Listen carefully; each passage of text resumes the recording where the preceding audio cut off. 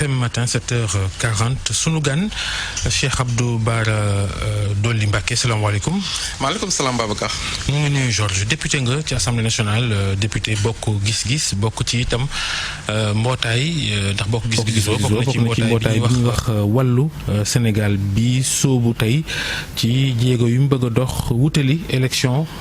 falu maire yeeg président conseil départemental te wala am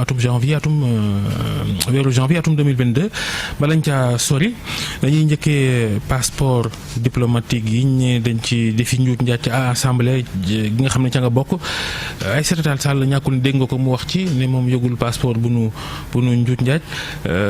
bala ñoo wax ci coow loolu tam déclaration moom démb ministre affaires étrangères démb sa commentaire njëkk. Babacar maa ngi lay nuyu di nuyu Sorzu di nuyu mboolem ñoo xam ñoo ñuy déglu ci rajo Futurs Médias di sant Serigne Touba di ñaan Serigne Mountakha mu yàgg fi te wér noonu nga ko waxee député la Assemblée nationale nekk vice président commission de loi nekk coordonnateur département bokk gis-gis bu Mbacké bokk ci groupe parlementaire liberté et démocratie. xam nga affaire passeport yi bi ñu ko waxee yaakaar naa ne bokk na si ñi njëkk a génn wax man ak le président groupe parlementaire Benno Bokk Yaakaar liñ ciy wax rek mooy yëf yi dafa war a leer leeraay ngoogu nag jàpp naa ne ba fi may wax ak yow gisaguñ ko mais am na ay jéego ndax boo jëlee tey règlement intérieur Assemblée nationale ci article 52 dafay wax ni député bu nekk am nga sañ-sañu maanaam demande pour ñu dindi immunité parlementaire mais dafa am foo koy teg ndax bu fekkente ni da nga ni rek député bi dañ ko tuumaal te xamuloo fu ñu ko tuumaale ak yenn document yi ñu ko tuumaale ak su ñu ko tuumaale pour nga def loolu tamit dafay nekk loo xam ne da ngay viol li nga xamante ni mooy ay droit am yoo xamante ni am na ko loolu moo taxoon ñun comme nekkul woon session ndax boo nekkul session amuloo immunité parlementaire ndax su boobaa bureau Assemblée nationale pour nga am autorisation su boobaa juge mën na la woo ki nga xam mooy procureur de la République mën na la woo gendarmerie mën na la enquête mais bu fekkee dem na ba condamnation am nag il faut que dañuy dikkaat Assemblée nationale pour ñu demande immunité parlementaire bu fekkee nekkuloo session bu fekkee da nga nekk session nag bala ñu laa def loolu yëpp il faut que ñu dindi sa immunité parlementaire comme xam na ni ministre bi wax na ni session Assemblée nationale la 14 la ñu ubbi incha allah bu ñu ko ubbee nag premier dossier bi nga xam moom lay njëkk càmbar bokk na si maanaam du condamnation sax la ñuy sàkku immunité parlementaire waaye bu enquête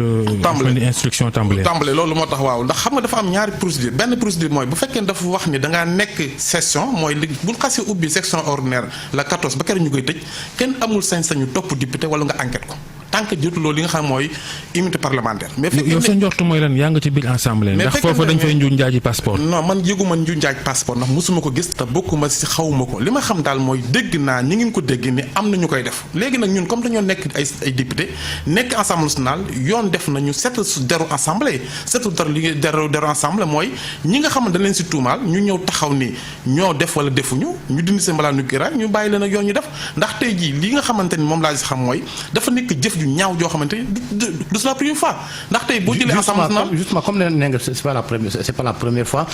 njiital seen parti di Pape Diop dégg nañ ko fii nii moom itam mu naan mbirum coowal passeport diplomatique yooyu njuuj njaaj yooyu lu yàgg la. waaw bu ma nee du la première fois mooy bokk na si tey li ñuy tuumal assemblée nationale bokk na si affaire faux billets trafic de faux billets bokk na si affaire viol tey mooy troisième boo xamante scandale de siècle yoo xamante ni am na si treizième législative yi ñu di ko ñaawlu ndax tey jàpp naa ne assemblée tey ñett yi nga xamante ni yëpp taxaw na si kaw deru assemblée nationale muy ñett yi bi ñuy tuumal Sonko ak affaire faux billets bi ñu tuumal le député Bouga Sali ak tey affaire passeport diplomatique yooyu yëpp ci assemblée la ndax jàpp naa ne loolu rek dafay nekk loo xamante ni dafay taqal dafay yàq dafay ñaawal deru assemblée nationale nag boo ko waxee député ya fa nekk yëpp nga yow mais député yëpp maase wuñu bon te lañ fa yëkkati immunité parlementaire député xëy na ma seesu koo gis ci seen ci yéen ñii lañ ko ëpp liñ ko gisee seetlu ngeen ko neen si nguuru Macky Sall nga ko ëpp loo ko gisee mais du si ñun ndax ñun li ñuy def mooy député boo xamante ni tey ñëw nañ pour immunité parlementaire boo xoolee ñi si ëpp ñëpp ci opposition lañ bokk ñaar ñi la ñuy bëgg a def ñu bokk si pouvoir bi mais ñi nga xam ne jënd woon nañ si mbalaanu kiraay sax tey Macky Sall jëlee leen pour ñu dugal leen si nguur googu noonu kon da lay wax ne tegul si yoon. est-ce que mbiru passeport diplomatique ci député itam li ko gën a compliqué mooy ba député Sénégal yi sàkku woon ñu yokkal leen ay droit ci seeni soxna ndax député loo am ay soxna kenn rek xam naa aawo bi lay doon moom rek moo am droit passeport diplomatique gars yi kaas bañ ne léegi boo amee ñeenti soxna sax ñeenti ñëpp dañu am passeport diplomatique est-ce que loolu tamit compliqué wul affaire yi. waaw loolu ba tey mooy wan ne cuune gi nga xamante ni nguur gi def na ko ak Macky Sall parce que man jàpp naa ni nit bu fekkente ne dafa am loolu règlement intérieur Assemblée nationale dafa waxoon ni député bu nekk am nga sañ-sañu am passeport diplomatique ak sa jabar ak sa ñeenti doom am passeport service ci règlement intérieur art 1998 ndax man mii di wax ak yow boobu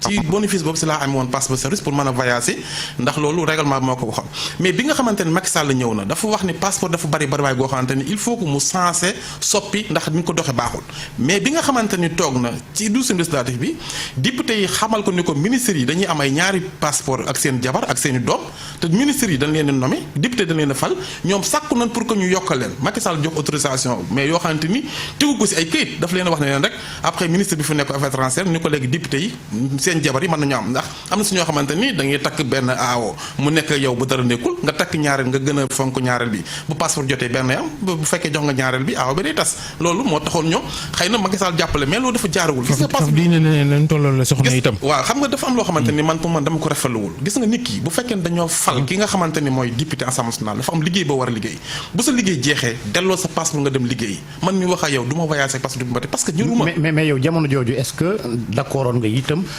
ñu élargir passeport diplomatique yeneen soxna yi jamono jooja xam nga jamono benn soxna lan waxal jamono si règlement intérieur duñ ko siy bindoon mu leer dañu wax ni benn soxna moo am sañ-sañu am passeport diplomatique ak député bi ak ñeenti doom yoo xam ne dañuy am passeport service bu fekkee da nga nekk membre du bureau nekk vice président dañ lay def rang des ministres ndax ministres yi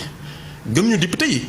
te ministres yi seeni doom sax dañuy am passeport diplomatique di àll nekk si àll bi taxawaalu ak yenn directeurs yi mais jàpp naa ni loolu dañ ko war a changer ci réew mi gis nga réew mu nar a dox dafa am noo xam ne noonu lañ koy régler pour war koo doxal mais doo jël maanaam affaire passeport diplomatique nga xam ne souveraineté de réew la nga di ko jox ñoo xam ne dañuy dem di commerce yi nekk di luubal loo xamante kenn xamul bu ko yàqu daru Sénégal pour man li mu bëgg di ko demande mooy nañu annuler tous les passeports diplomatiques jéem a xoolaat yan anam ak nan lañ koy joxe pour que Sénégal mën a siggiwal yow ñaata passeport nga joxe kër ga yaar wala yet man bi ma amee jabar ñaari passeport diplomatique laa am muy sama ñaari jabar bi ñu demee ba am changement ñu ne ma kenn ku daam ma jël sama passeport jox ko awo bi comme sama jox ko ñaareel bi comme sama awo moom visa Amérique 10 ans am na ko bu may dem Amérique ànd ak moom ñaareel bi moom am passeport diplomatique mais boobu la tukkiwul. pexe la de sëriñ bi dañuy sóobu nag ci li nga xam ne moom mooy politique beeg élection locale yi ñuy séntu wàllu Sénégal di mbootaay nga xam ni PDS rek boo ko gis nga xam ni Pape Diop moo ko jiitee te nga ànd ak moom yéenay sóob tey lancé officiellement seen mbootaayu parti boobu di coalition wàllu Sénégal wutali élection yi nu ngeen koy defee ak lu ngeen ca njort ginnaaw opposition bi mi ngi tàmbalee bari mbootaay jëmale ci élection yooya. waaw li ñu ci xam rek mooy coalition boo xam askan wi ñoo koy xaar da di demande sociale boo xamante ni dañu ko waxoon mooy il faut ngeen taxaw une grande coalition ñooñu nga dégg rek mais am na ñeneen ñoo xamante ni après tey bu ñuy lancé da ngeen leen dégg ñi ngi xamante ne dañoo bokk ci yeneen parti nga xamante ni maanaam ñoom déggugoo leen te nekk ci baas yi ñoom par nañ liñ ci xaar nag mooy li Sénégalais di xaar mooy fexe jubbanti wàllu ndax réew moo xam dafa am ay jafe-jafe il faut que nga ñëw pour wàllu leen wàllu googu noonu moom la ñëw pour wàllu Sénégalais yi parce que Sénégalais dañoo sonn dañoo tumaranke dañoo jaaxle il faut ñu am ku leen wàllu ci wàllu googu moo tax ñu tudd wàllu pour ñëw wàllu ci leen ci jafe-jafe yi nga xam moom la ñu am léegi nag li nga xamante ni moom moo ci am mooy ginnaaw bu ñu ko laasee il faut man comme la ma leen waxoon dama bokk ci commission communication bi nga xam mooy grande coalition bi bokk ci commission investiture bi nga xamante ni mooy grande coalition bi dañu fexe ba lépp ñu def ko à transparence pare njëkki ko ci base bi ndax ñun bokkuñu ak nguur goo xamante dafay taxaw di tànn nit ay maire ñun base bi la ñuy dem pour wax ni kan moo ngeen bëgg mu nekk seen maire kan ngeen bëgg mu nekk seen président conseil département mun demee yaatal képp koo xamante ni xam na ni yow bu ñu la jëlee da nga mën a gagné même bu bokk suñu parti wala bokk suñu coalition danañ fexe pour tàllal loxo ànd ak yow liggéey. ñu xam ne am na beneen coalition bi fi nekk mu di Yewwi coalition Yewwi bu ñoom Ousmane Sonko ak ñoom Khalifa Ababacar Sall ñoom tel nañoo jóg yéen ngeen xaar ba tey jii nii tey pratiquement daanaka léegi ñu egg ci diggu weer gi est-ce que di ngeen am temps vraiment pour dem ci communes yeeg département yi. xam nga ñun pare woon nañ xam nga c'est-à-dire coalition Ousmane bu président Ablaye Wade président Pape Diop Mamadou Diop Decroix Mamadou Lamine Diallo ñoo Abdoul Mbaye autour xam nga ni ku ne xam na expérience politique am nañ ko. mais structuration bi déjà tey ñun pare nañu bu fekkente ni maanaam ci base bi la base bi pare na ndax doon nañ liggéey lii avant tey jii ñuy def lii ndax ñun dañoo. ñu ngi fi tudd yëpp dañoo xubbi daas. waaw ñoo xam nga maanaam xubbi daas. teewul nga am xam-xam am expérience mën a liggéey sa réew loolu mooy li am solo te màggat bu doon am kon yaakaar naa ne yow mii doo nekk fi nga nekk kon nga bàyyi xale yi li am solo rek mooy ñun fexe nañu préparé nañu démb tey doog a ñëw yeneen coalition yi nag coalition yëpp opposition la mais man li ma gënal te ñor ma jëpp lu ñu ko waroon def muy benn mais comme mënut a nekk benn am na coalition Wallu Sénégal am na coalition Yewwi Askan Wi xëy na peut-être am na beneen coalition am na coalition tas yaakaaru Sénégal muy Benno Bokk Yaakaar tas yaakaaru Sénégal yi léegi nag Sénégal yi ñoom ñooy jël seeni matuwaay élection 2019 rëcc na leen 2017 rëcc na leen 2022 moo leen dese seen avenir bu ñu war a téyel seen bopp parce que ñu war a dem élection député pour mën a dindi député yi 2024 ñu jël fi Macky Sall ndax lii mooy premier pas bi bu fekkente ni ant nañu deuxième pas bi dafa yomb troisième pas bi jekkal lay doon man jàpp naa ni loolu mooy li nga xamante ni tey ñun ñëpp ci la ñu mën a xeex coalition bi nga xamante moom la ñu ànd bu ñu gañee Dakar gañu Touba gañu yeneen régions yi nga xam mais Macky Sall suba dafay jeexal te ñun suñu objectif mooy grande ville yëpp coalition yi gañe ko moo xam suñu poste moo xam beneen mais en tout cas fi ma dëkk man muy Touba. mais justement seen tasaaro fi ma dëkk daal seen tasaaro boobu yéen waa opposition bi Yewwi Askan Wi fii mooy ñoom Sonko ak ñi mu àndal wàllu Sénégal yéen bokk gis rek PDS bu lay wadd tasaaro googu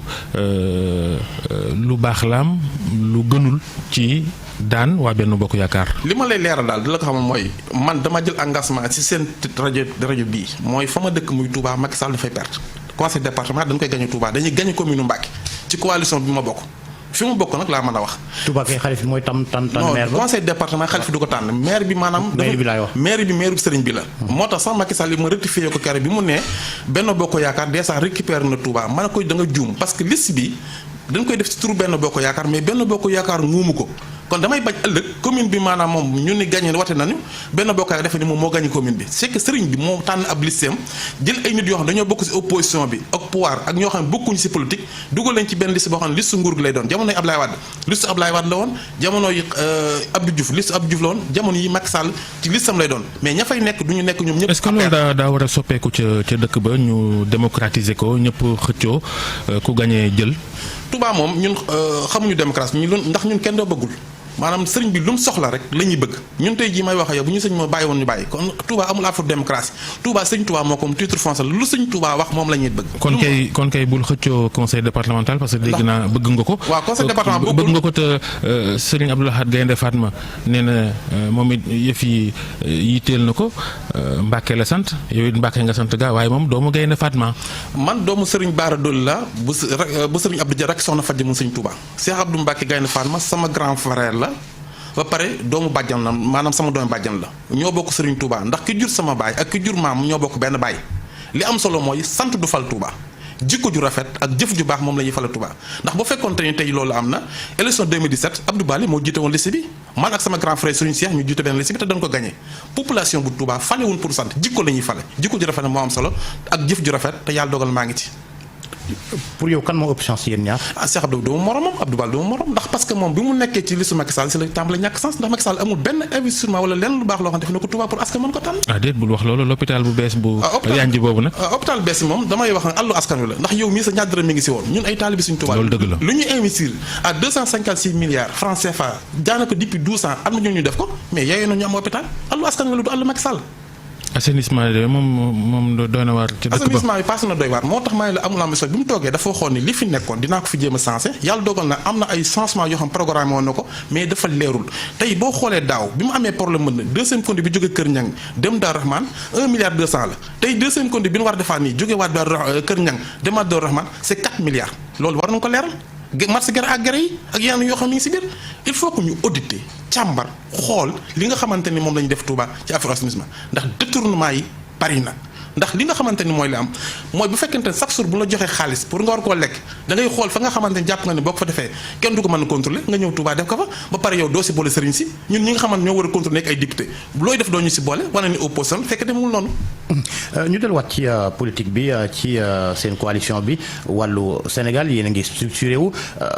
xëy na dana doxam du dox waaye lu jëm ci bokk gis-gis. lan mooy problème bi sentiratuñ bokk gis-gis bu Pape Diop viu parti bi. mais loolu boo ko waxee da ngay wax loolu neex rek ndax viu parti bi ci laa bokk. li Georges wax a am de. xam nga source moom ngay faral ndax yéen a bokk. mais li am solo mooy yow yaa gën a fës Pape Diop. mais xam nga Pape Diop mooy sama kilifa si parti bi Pape Diop le président bokk gis-gis man coordonnateur nekk membre comité directeur nekk secrétaire nekk député de peuple dëkk Touba mais sant Mbacke teg si bu ngeen ma soxlaa man ngeen di woo pour ma wax ak yéen wax ak askan wi mais du question que maa gën a fës Pape Diop nekk na président Sénat président Assemblée nationale maire Dakar liggéeyal dëkk bi muy liggéey maa ngi tukki ñëw naa ànd ak moom au niveau du Sénat nekk conseiller am dem na fa ànd naa moom nekkaat député li am solo mooy heure boo ma gisee gis nga bokk gis-gis nag benn garab la boo xamante ni ay bànqaas la am. dañuy daanelee budget Sénégal bi ñuy waaj a yóbbu ci Assemblée nationale ci njeextalu at mi budget bi guleet mu weesu juróomi junniy milliards plus de 5000 milliards de francs CFA am nañu ni ay pëndal la rek lépp solo mooy yitte yi ñu saafara ko yow noo ko gisee. bokk naa si ñuy wax ne ay pëndal la bis bi sincèrul wax naa ko ministre des finances bokk na si ministre des finances yi gën a cuune jamonoy Macky Sall bi fi may wax ak yow amul benn ambition ak intention pour que maanaam xaalisu réew mi fu mu war a dugg mu di fa dugg ndaxte imaginez 156 milliards francs CFA daaw mi ngi si 4000 milliards ren mi ngi si 5000 milliards 156 milliards daaw mi ngi si 4500 milliards mais daaw dafa am ay ponctionnement ak loo xam ne dindiwaat nañ ko ci bis bi moo tax bis bi sincère te tey fi may wax ak yow lépp lu ñu programme woon ci gox yi boo fa demee doo teg sa bët ni def nañ fa lii maanaam loom li ñuy wax ni ay chiffres la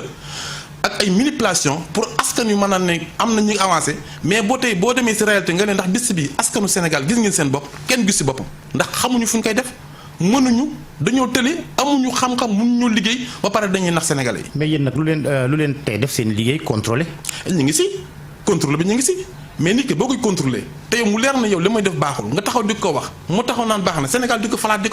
mais suba da ngay xaw a décroissance mais li ñu war def yépp kenn ku nekk xam na ni Touba lépp lu ñu waxoon ci ministère bu nekk 2022 programme bis bi dinaa ko génne lan waxoon dañ ko def Touba yépp fenn fu nekk dugg naa fa ci département bi xam naa ne defuñu fa à 10% ci leen programme woon loolu nag ay programme yoo xamante ni il faut ñu wax ko askan wi loolu moo waral seenu cuune bu ñu waree wax Assemblée nationale bokk na ci li nga xamante moom la ñuy tënk sax mooy débat programme yeeg ak li nga xamante ni maanaam mooy 3000 ngeen fay waxee ba coow la fa amoon mais daal ñun pare nañu pour défendre le peuple ndax moo tax tey ma ñëw wax ak askan wi nga xamante ni xam na ni ki ñu dénk seen alal muy Macky Sall ak ministère am ay cuune lañu. jërëjëf Cheikh Abdou Bara Dolly Mbacké député Bokk Gis Gis membre coalition Wallu Sénégal bi samp ndëndëm tey ci àjjuma ji wutali élection falum maire yeeg président conseil départemental jërëjëf ci waxtaan wi jërëjëf Georges jërëjëf Fatou Kiné ak ñi mu àndal ñu yendoog jàmm.